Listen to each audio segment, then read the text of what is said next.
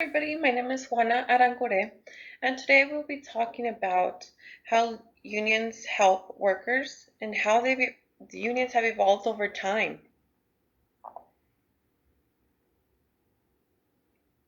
Okay, I'm going to give a brief background on labor unions, how they got started, what motivated them to start.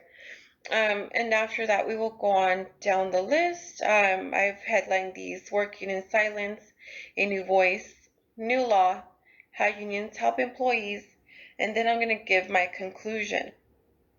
And then as I go, you will see why I named these slides the way I did. Okay, but first I'm going to give a brief background about labor unions and what motivated them to start.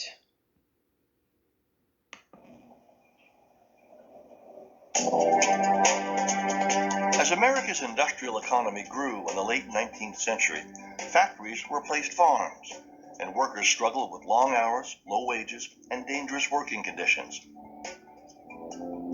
At mills, mines, and railroads across the country, workers soon began to organize unions.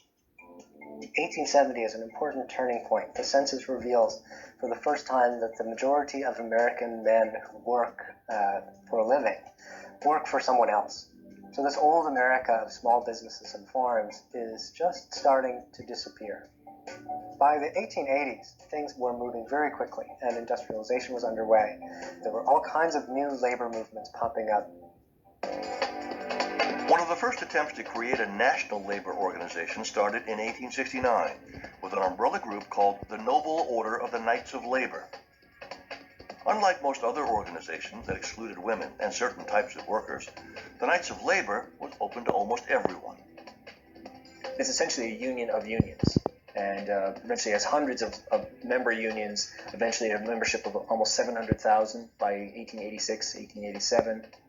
And it becomes a very influential force in trying to compel employers and politicians who have the power to regulate business to get them to adopt more humane working conditions, better wages, shorter hours.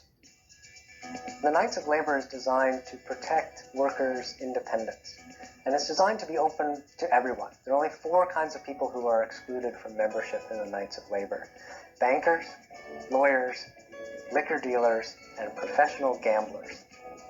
Though the Knights initially had lofty goals to reform the American economy, its power began to fade in 1886 after a railroad company squashed the workers' effort to strike.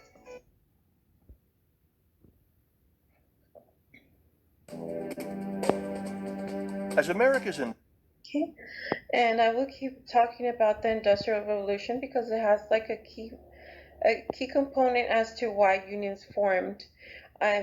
During the Industrial Revolution era, there wasn't any regulations as far as the age where anybody could work. Because right here we see children. There was children working in these industrial warehouses, as as small as 8 years old or maybe smaller.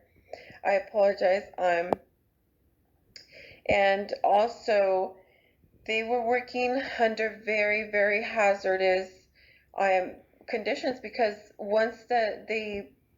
this was during the time that they found how to make these machines work, and that was through steam. And these machines would let off this smoke, and this is where you could see their faces filled with sweat. And they would work, men, women, children would work endless hours with no regulations. These employers took advantage of these poor people.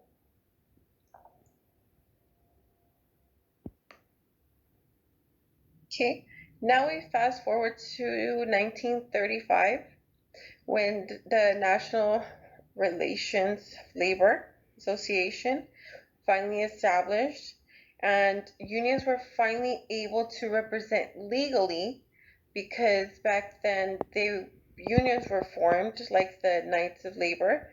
However, they weren't able to legally represent employees.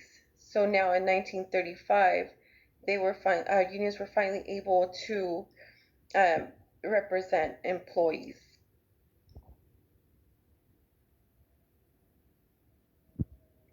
Okay, so in conjunction with the NLRA was the National Labor Relations Board formed. Okay, so what this does is the board does is they oversee the unions and how they help make sure make sure that they are helping employees the way they should be.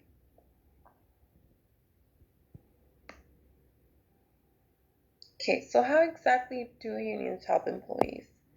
Well, the first way they help employees is by making sure that they're working in a safe working environment, because if employees happen to get hurt on their job, that's their livelihood. Their job is their livelihood, and they wouldn't have anything else to fall back on. So they make sure that the employer is following safety regulations, and whenever OSHA does come around to make their walks, to inspect, they make sure that the employees voice, whatever concerns they may have to OSHA. Also, since we do have a lot of private companies with employment at will, um, they make sure that employees know their rights as far as, having a due process, because a lot of companies, or a lot of employees, I should say, aren't aware that they do have a right to due process, because an employer cannot fire somebody just to fire them. They have to have a legitimate explanation as to why they were fired. Again, like I said, unions also, make sure the employees know their rights. They know what they're entitled to as far as how to defend themselves, and things like that. And also, unions help raise wages. They also, make sure the employees have good benefits, like an FMLA, just in case something should arise, something should happen, and, employees need time off. And many other benefits, such as, Social Security, and things like that. So what the union does is they make sure the employees have the benefits they deserve.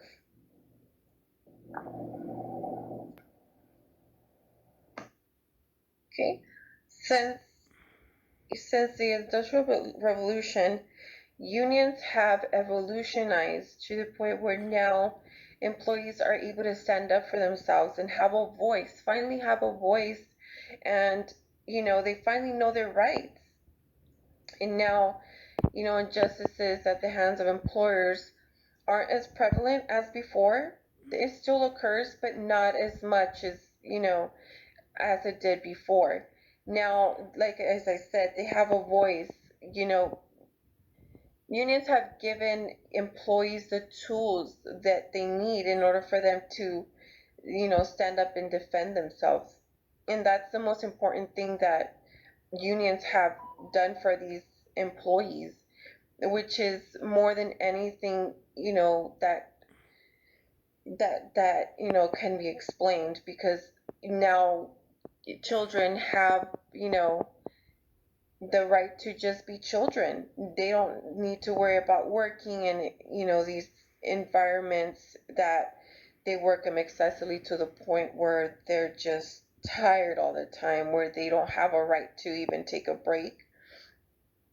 Now people are able to enjoy, you know, reasonable work hours, wages that, they're entitled to, and, paid family leave, and all these important things.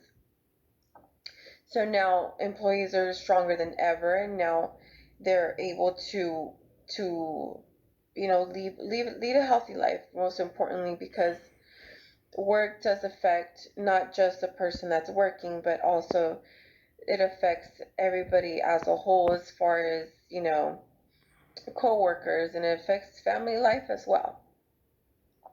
So now unions aren't as